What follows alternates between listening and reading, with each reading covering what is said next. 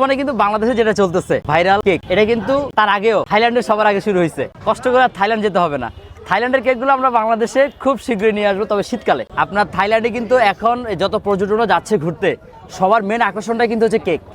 Cake, tiramisu থেকে শুরু করে যত ময়েস্ট কেকগুলো আছে, ওরা বিশ্বাস করবে না, ওদের ডেকোরেশন প্লাস কোয়ালিটি জোস।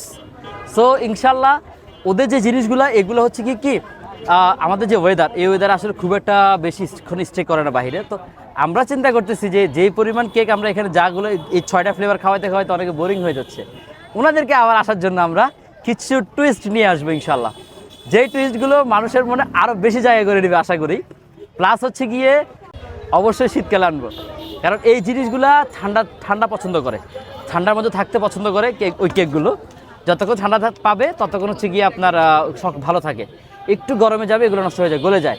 আর ওগুলো হচ্ছে এই যে আমরা যেরকম বোর্ডে নিয়ে আসি, এরকম বোর্ড না, ওটা আলাদা মোল্ড পাওয়া যায়, ওগুলো মোল্ডে করে নিয়ে আসা হয়। এক একটা কেকের টেস্ট এক এক রকম, বিশ্বাস করবেন না, মাথা নষ্ট করা টেস্ট।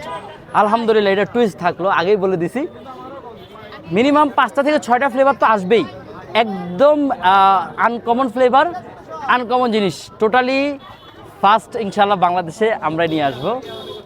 তবে ইনশাল্লাহ সবাই ভালোবাসবেন, আমি বলি সবাই ভালোবাসবেন, দোয়া করবেন যাতে খুব শীঘ্রই রেসিপিটা কিন্তু খুব